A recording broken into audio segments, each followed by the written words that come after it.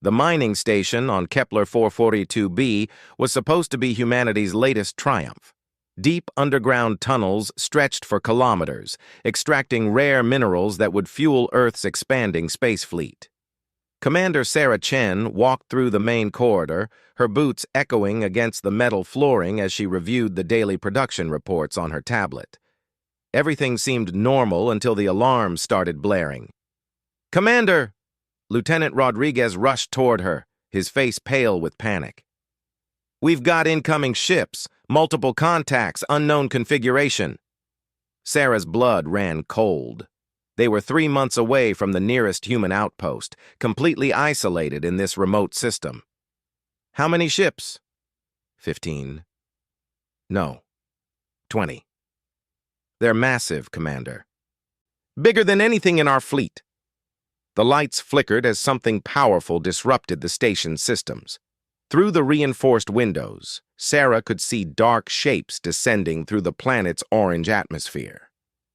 The ships were unlike anything humanity had ever encountered, organic-looking vessels that seemed to pulse with their own inner light. "Get everyone to the emergency shelters," Sarah ordered. "Activate the distress beacon and prepare for—" The transmission cut through their communications like a knife.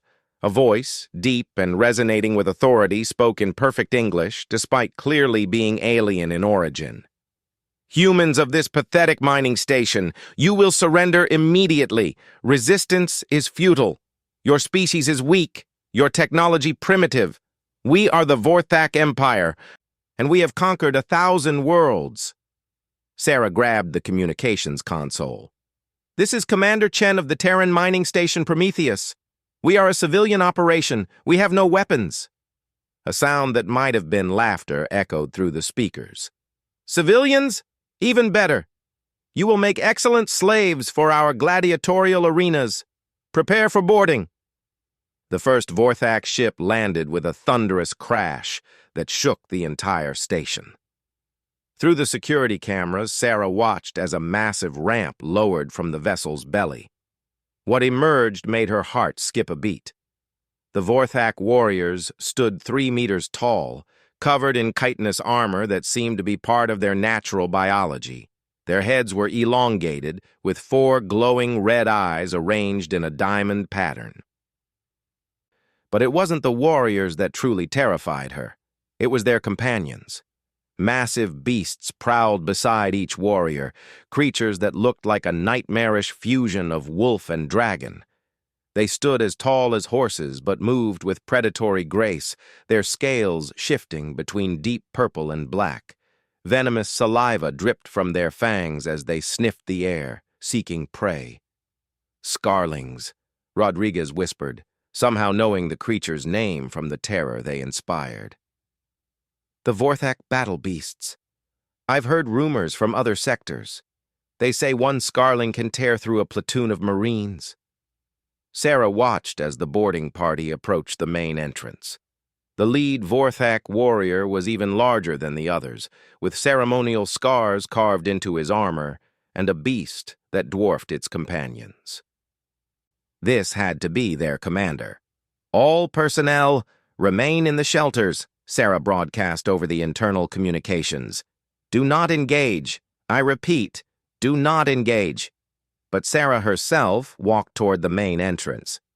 As station commander, she had a duty to her people. If surrender was their only option, she would negotiate the terms personally. The blast doors held for exactly 30 seconds before the Vorthak weapons carved through them like paper. Molten metal dripped to the floor as the aliens stepped through the breach, their beasts padding silently beside them. The lead warrior spotted Sarah immediately. His 4 eyes focused on her with predatory interest as he approached, each footstep echoing like thunder in the corridor. "So," his voice rumbled through a translation device mounted on his chest. "The humans send a female to negotiate. How quaint." He stopped 3 meters away, close enough for Sarah to smell the sulfurous scent of his beast. "I am War Commander Thrakagol of the Vorthak 4th Fleet. You will kneel before me and beg for swift deaths for your people." Sarah remained standing, her hands clasped behind her back in a formal military posture. "I am Commander Chen. My people are civilians. They pose no threat to your empire." Thraka-Gol's laugh was like grinding metal. "Threat? You think we consider you a threat?" He gestured to his beast, which moved closer to Sarah, its hot breath washing over her. "This is my personal Scarling, Bloodfang. He has torn apart the champions of 50 worlds. One word from me, and he will devour you whole." The creature was magnificent in its terrifying beauty. Its scales were like black mirrors, reflecting the station's lights in mesmerizing patterns. Its eyes burned with an intelligence that was both alien and predatory. Saliva continued to drip from its fangs, each drop sizzling as it hit the metal floor. "Why aren't you trembling, human?" Thraka-Gol demanded, genuine confusion entering his voice. "Every species in the galaxy fears the Scarlings. Your kind should be cowering, begging for mercy." Sarah met the War Commander's multiple eyes directly. "Fear is a choice, War Commander. I choose not to give it power over me." "Fascinating," Thraka-Gol mused. "Perhaps you are simply too stupid to understand your situation. Allow me to clarify." He spoke a single word in his guttural native language. Bloodfang responded instantly, rearing up on its hind legs to tower over Sarah. Its massive paws, each tipped with claws the size of combat knives, came down on either side of her shoulders, pinning her against the wall. The creature's head descended until its burning eyes were centimeters from her face. Sarah could feel the heat radiating from the beast's body. She could count every razor-sharp tooth in its massive jaws. The alien scent was overwhelming, like burning metal and ozone. But she didn't flinch, didn't close her eyes, didn't give ground. Instead, she did something that shocked every Vorthak warrior in the corridor. She smiled. "Beautiful creature," Sarah said softly, her voice carrying a note of genuine admiration. "You've trained him well, War Commander." Thraka-Gol's eyes widened. In all his campaigns across the galaxy, no prey species had ever reacted this way to a Scarling's intimidation display. You're not afraid." "Should I be?" Sarah asked. "He's clearly intelligent. Look at those eyes. There's real awareness there. And the way he moved, precise and controlled. This isn't some mindless beast. This is a partner, isn't it?" The War Commander was silent for a long moment. Around him, his warriors exchanged glances of confusion. This was not how first contact with a new species was supposed to proceed. "You speak of Bloodfang as if he were—" Thraka-Gol struggled for the words. "Equal," Sarah suggested. "A fellow predator, because that's what he is, isn't he? You don't control him through fear. You earned his respect." Bloodfang's head tilted slightly, studying the human with what might have been curiosity. His massive nostrils flared as he analyzed her scent more carefully. "How do you know this?" Thraka-Gol demanded. Sarah's smile widened slightly. "Because I recognize a hunter when I see one, and I recognize the bond between partners." She paused, then added, "We have similar relationships on Earth. Not quite the same, but similar enough." "Impossible," one of the other warriors interjected. "No species bonds with predators like we do with Scarlings. It is what makes the Vorthak supreme." "Really?" Sarah asked. "Would you like me to show you?" Before anyone could respond, Sarah did something that made every Vorthak weapon snap up to target her. She raised her right hand slowly and placed it gently on Bloodfang's scaled snout. The corridor erupted in shouts of alarm. Several warriors activated their weapons, energy building in the charging chambers, but Thraka-Gol held up a hand to stop them. His 4 eyes locked on the impossible scene before him. Bloodfang hadn't recoiled from the human's touch. Instead, the massive predator had gone completely still, his burning eyes fixed on Sarah's face with an expression that looked almost like recognition. "What are you?" Thraka-Gol whispered. Sarah kept her hand on the Scarling's snout, feeling the warm scales beneath her palm. I'm human, War Commander, and humanity has been bonding with predators for 30,000 years. The corridor fell silent, except for the distant hum of the station's life support systems. Every Vorthak warrior stared at the human who stood calmly with her hand on their most feared battle beast, showing no fear, no submission, only a quiet confidence that seemed to radiate from her very being. Thrak-Gol's worldview began to crack. For the Vorthak, the ability to bond with Scarlings was proof of their superiority over all other life forms. It was the foundation of their empire, the source of their strength. But this human spoke as if such bonds were commonplace among her species. 30,000 years? He repeated slowly. Give or take a few millennia, Sarah confirmed. We call them dogs now, though the relationship started with wolves. Creatures not unlike your Scarlings, actually. Predators who chose to stand with us rather than against us. Bloodfang made a sound deep in his throat. Not a growl, but something else entirely. Something that sounded almost like a purr. He likes you, Thrak-Gol said, his voice filled with disbelief. Animals, sentient predators, usually do, Sarah replied. It's about respect, not dominance. You understand that, don't you? That's how you earned Bloodfang's loyalty. The war commander lowered his weapon completely, studying this impossible human with new eyes. What else do you know about partnerships with predators? Sarah's smile became genuinely warm. War Commander, if you have a few hours, I'd be happy to tell you about humanity's best friends. Around the corridor, Vorthak warriors began to lower their weapons, their four-eyed gazes shifting between their commander, his beast, and the small human who had somehow changed everything with a single touch. In the distance, alarms continued to wail, but they seemed less urgent now. Something fundamental had shifted in the first moments of contact between two species, though none of them yet understood what it would mean for the future. Thrak-Gol found himself genuinely curious about this human and her species for the first time in his military career. And Bloodfang, ancient predator and battle-tested warrior, continued to purr under the gentle touch of a human hand. 3 hours later, the main conference room of the mining station had been transformed into an unlikely meeting place between two species. War Commander Thrak-Gol sat across from Commander Chen, his massive frame dwarfing the human furniture. Bloodfang lay beside his chair, the great predator's eyes half closed in what could only be described as contentment.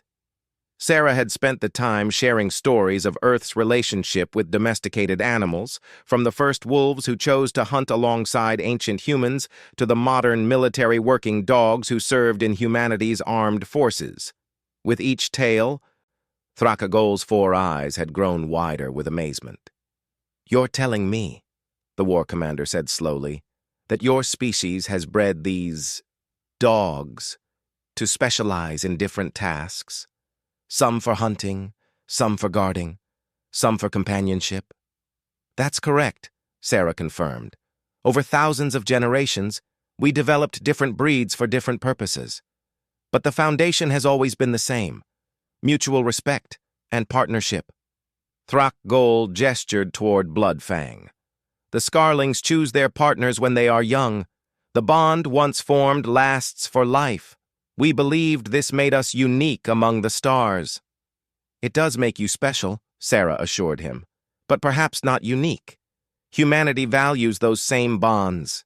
In fact, we have a saying, a dog is man's best friend. Best friend. Thrak-Gol repeated the words carefully, as if testing their meaning. You consider these predators friends? The closest of friends. They fight beside us, protect our families, comfort us in grief, celebrate our joys. Some humans value their relationships with dogs more than their relationships with other humans. One of the younger Vorthak warriors who had remained silent during the discussion finally spoke up. War Commander, this cannot be true. If humans have such bonds, how are they so weak? How did we conquer their space so easily? Sarah turned to look at the young alien. I'm sorry, but you haven't conquered our space. You've attacked one mining station on the edge of explored territory. The room fell silent. Thrak Gol's multiple eyes fixed on the human commander with sudden intensity. Explain. This station is 3 months from the nearest human colony, Sarah said calmly. We're explorers, miners, researchers. The bulk of human space is much further away. If you've encountered our ships elsewhere, those would be our advanced scouts or trading vessels. Trading vessels, another Vorthak warrior scoffed. We destroyed a dozen of your ships in the Centauri sector. They offered no resistance. Because they weren't military ships, Sarah explained. They were civilians like us. They probably tried to communicate, to find peaceful solutions. Thrak Gol leaned forward in his chair. Are you saying your species has military ships that are different? Very different, Sarah confirmed. What you've encountered so far are exploration and civilian vessels. Our military fleet is designed for war. The temperature in the room seemed to drop several degrees. The young warrior who had spoken earlier laughed harshly. Impossible. We have seen your technology. Your weapons are weak, your ships small. Sarah stood up slowly and walked to the room's main display screen. Computer, show me the files on Earth's military vessels. I'm sorry, Commander, the computer's voice replied. Those files are classified above your clearance level. Override authorization, Chen Alpha 779, Sarah said. Authorization confirmed, displaying general military vessel classifications. The screen filled with images that made every Vorthak in the room fall silent. Massive warships that dwarfed their own vessels. Weapons systems with energy outputs that exceeded anything in their fleet. Defensive technologies that seemed almost impossible. These are your warships? Thrak Gol whispered. Some of them, Sarah confirmed. And each one has a crew that includes military working dogs, trained predators who can track enemies in zero gravity, detect explosives, find survivors in wreckage. She paused, letting the implications sink in. War Commander, how many humans do you think serve in our military? Thrak Gol studied the display, his tactical mind calculating force, strengths, and capabilities.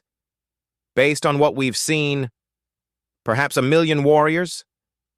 Sarah's smile was cold.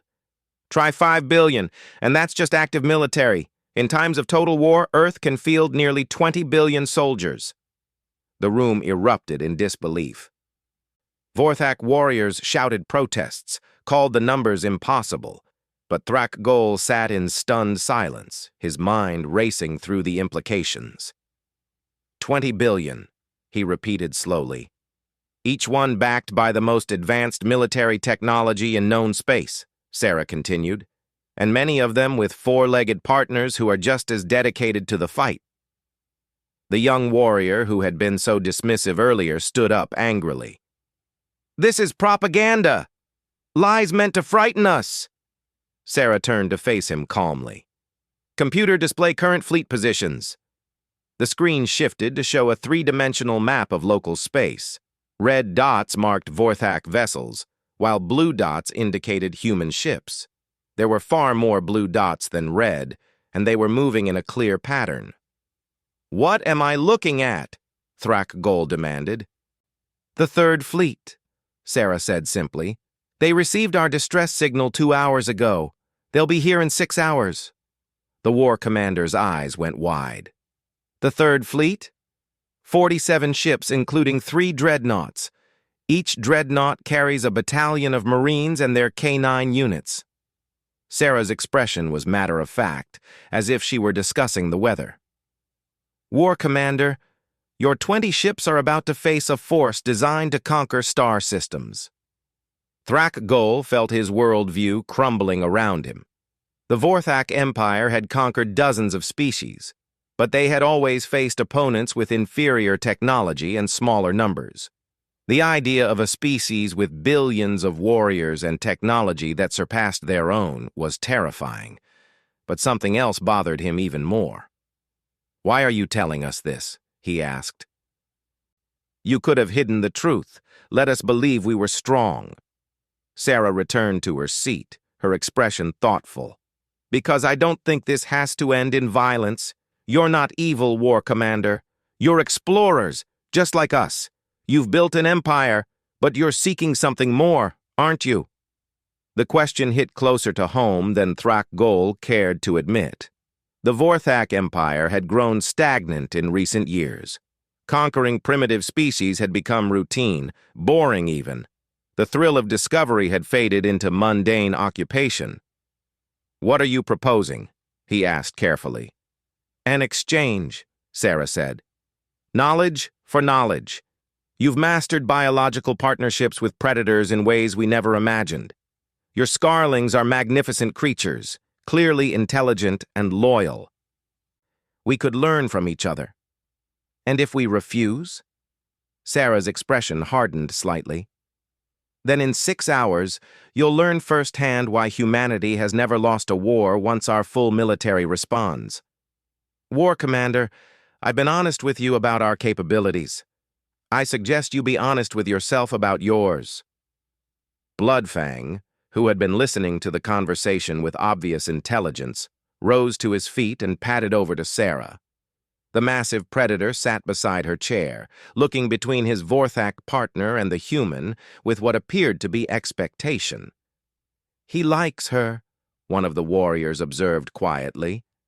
"More than likes," Thrak Gol corrected. "He respects her. Bloodfang has only shown such behavior toward proven warriors." He paused, studying the scene. "Commander Chen, may I ask about your own experience with these partnerships?" Sarah reached out slowly and scratched behind one of Bloodfang's ear-like appendages. The great beast leaned into the touch, rumbling with pleasure. "I grew up with dogs, War Commander. My family bred German Shepherds, working dogs originally developed for herding and protection. My partner in the colonial Marines was a Belgian Malinois named Thor." "Was?" Thrak Gol caught the past tense. "He died protecting our unit from a pirate raid 5 years ago," Sarah said quietly. "Took down 3 attackers before they could reach our position. He was the best friend I ever had." The pain in her voice was real, and Thrak Gol recognized it immediately. It was the same grief he would feel if something happened to Bloodfang. "This Thor," he said carefully. "He chose to die for you." "He chose to die for all of us," Sarah corrected. "That's what partners do. They protect the pack." Thrak Gol stood up slowly, his massive frame casting long shadows across the room. "Commander Chen, I find myself in an unprecedented situation. My orders were to conquer this system and enslave its inhabitants. But those orders were based on the assumption that your species was weak and primitive. And now? Now I'm facing the possibility that my empire has unknowingly declared war on a species that could destroy us." He paused, watching as Bloodfang continued to accept Sarah's attention. "But more troubling is the realization that we might have found something we've been searching for without knowing it." "Which is?" "Equals," Thrak Gol said simply. "For too long, the Vorthak have stood alone in our understanding of predator partnerships. We believed it made us superior. But you're suggesting that true strength comes not from superiority, but from mutual respect between different species." Sarah nodded slowly. "That's exactly what I'm suggesting. The question is, what do you want to do about it?" The war commander looked around the room at his warriors, then at his loyal Scarling, who was now lying contentedly beside the human commander's chair. For the first time in his military career, Thrak Gol found himself faced with a decision that could reshape not just a battle, but the entire future of his empire. Outside the station, sensors detected the approaching signatures of the Third Fleet. Time was running out for a peaceful solution. Commander Chen, Thrak Gol said finally. I would like to speak with your Third Fleet commander when they arrive. There are possibilities here that deserve exploration. Sarah's smile returned, genuine and warm. I think that can be arranged, War Commander. I think that can definitely be arranged. Bloodfang, as if sensing the shift in the room's atmosphere, raised his massive head and made that rumbling sound again, the alien equivalent of a dog's contented sigh.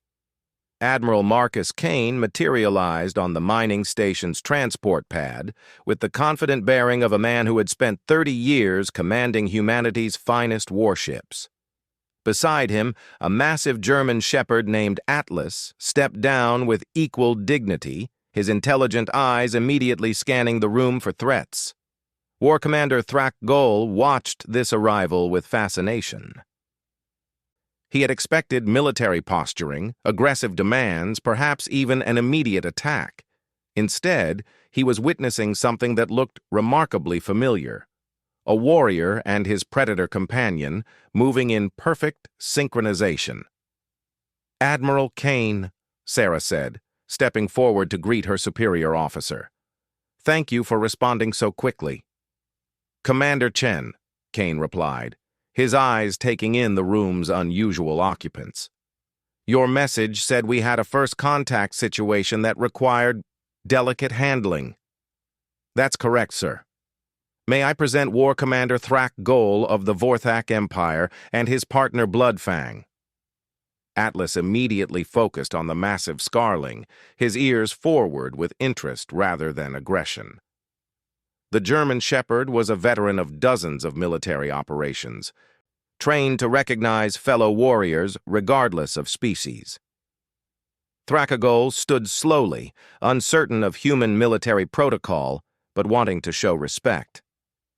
Admiral Kane, I greet you as one warrior to another.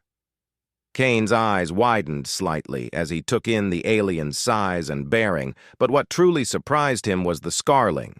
The creature was clearly a predator, clearly dangerous, but its body language suggested intelligence and control rather than mindless aggression. War Commander, Kane replied formally. I understand you wish to speak with me. I did, Thrak Gol confirmed. But first I must ask, is that magnificent creature your partner? Kane glanced down at Atlas, who was still studying Bloodfang with professional interest. He is. Atlas and I have served together for 8 years. 8 years, Thrakagol repeated thoughtfully. Bloodfang and I have been bonded for 12 of your years. It seems we have more in common than either of our species initially realized.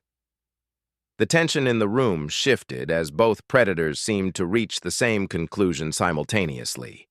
Atlas took a step forward, his tail wagging slightly, the universal canine signal for peaceful intentions. Bloodfang responded by lowering his great head in what could only be described as a bow. Well, I'll be damned, Kane muttered under his breath. Admiral, Sarah interjected, the War Commander has been learning about humanity's relationship with working animals. I think you'll find his reaction enlightening. Over the next hour, Kane listened as Sarah and Thrak Gol shared their discoveries. The Admiral's expression shifted from suspicion to amazement to something approaching wonder as he realized the implications of what he was hearing. So you're telling me, Kane said finally, that your entire empire is built around partnerships with predators, and you believed you were unique in this? We were unique, one of the younger Vorthak warriors interjected. Until now. Kane looked at the alien warrior with new understanding. And you've been conquering other species because you thought your partnerships made you superior? It did make us superior, Thrakagol said quietly, to every species we've encountered until now.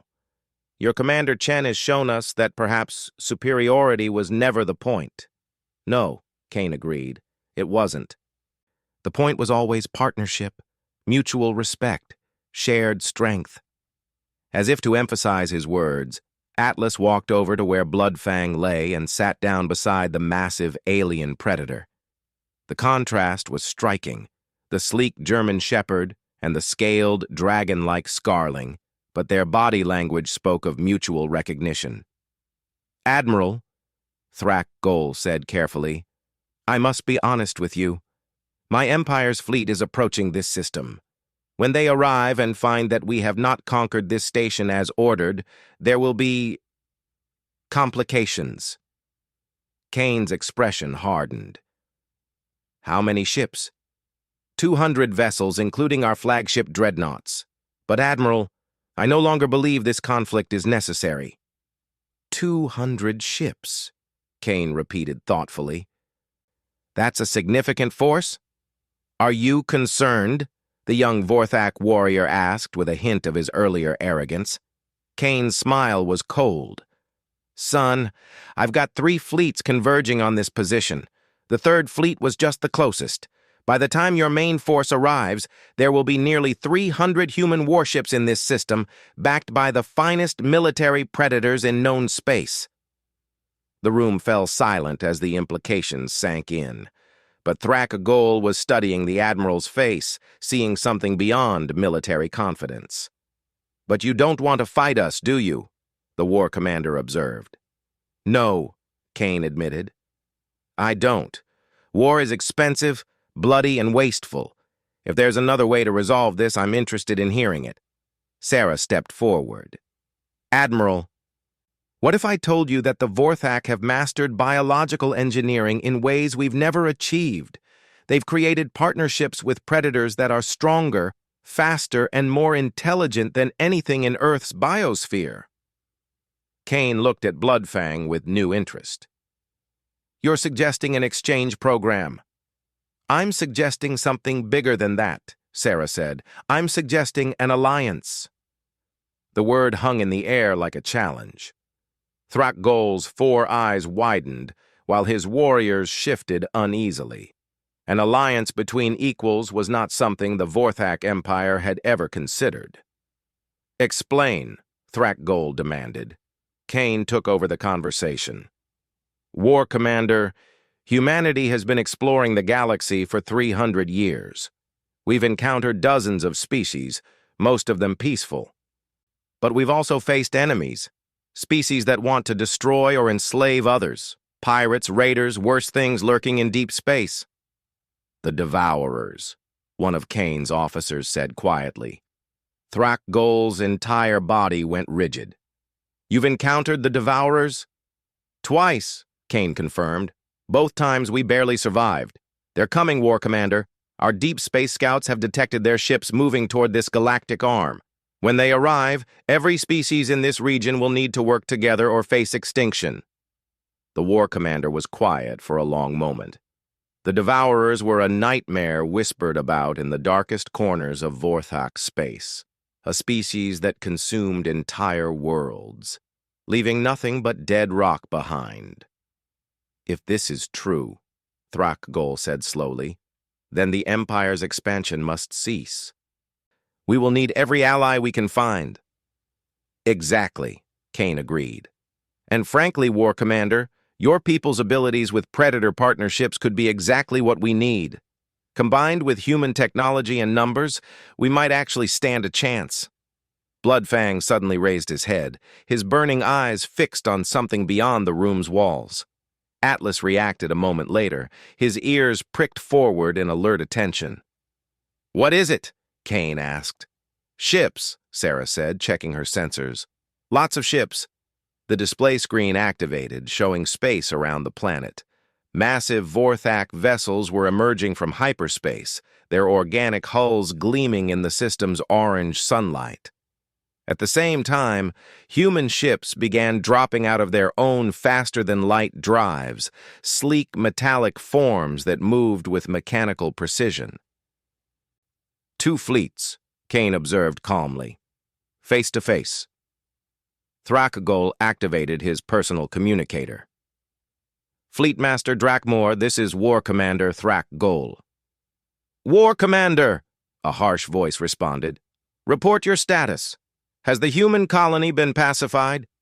Thrak Goal looked around the room, at the human officers who had shared their knowledge freely, at the two predators lying peacefully side by side, at the possibility of a future neither species had imagined. "Fleetmaster," he said carefully, "I am requesting immediate consultation with the High Command. We have encountered something unprecedented." "Unprecedented? Explain." "The humans are not what we believed them to be. They are worthy of respect." Silence stretched across the communication channel. Finally, Drakmore's voice returned, filled with confusion and anger. "War Commander, are you requesting negotiations with prey?" "No, Fleetmaster," Thrak Gol replied, his voice gaining strength and conviction. "I am requesting negotiations with potential allies." The explosion of outrage from the Vorthak fleet was immediate and overwhelming. Multiple voices shouted protests, demanded explanations, questioned Thrak Gol's loyalty to the Empire. Kane activated his own fleet communications. "All ships, this is Admiral Kane. Stand ready but do not power weapons. We are attempting a peaceful resolution." "Admiral," came the response from his flagship, "Vorthak vessels are moving into attack formation." "Maintain defensive positions," Kane ordered, "but prepare for combat if negotiations fail." Sarah watched the two fleets maneuvering in space. Hundreds of warships from two different species poised on the edge of battle. The next few minutes would determine whether this first contact led to war or to something unprecedented in galactic history. "War Commander," she said quietly, "your people need to know what we've learned here. Both species are stronger together than apart." Thrak Gol nodded slowly. "Fleetmaster Drakmore, I am transmitting data from our encounter. Review it carefully. What you see may challenge everything we thought we knew about strength, about superiority, about the true meaning of partnership." As the data transfer began, Bloodfang and Atlas rose together, moving to stand beside their respective partners. Two predators from different worlds, different evolutionary paths, united by their shared understanding of loyalty and courage. Kane looked at his alien counterpart with growing respect. "War Commander, regardless of how this ends, it's been an honor to meet you and Bloodfang." "The honor is mine, Admiral Kane. Win or lose, today has shown me that the universe is far more wonderful than the Empire ever imagined." Outside the station, two massive fleets held their positions, weapons ready but not yet fired. The future balanced on a knife's edge, waiting to see if two species could overcome their differences and forge something greater than either had achieved alone. In the conference room, 4 warriors, 2 human, 2 Vorthak, and their loyal companions stood together as equals, ready to face whatever came next.